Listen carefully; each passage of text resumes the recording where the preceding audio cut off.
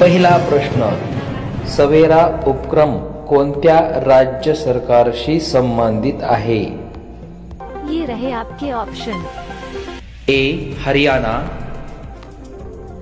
B Punjab, C Himachal Pradesh, D Odisha.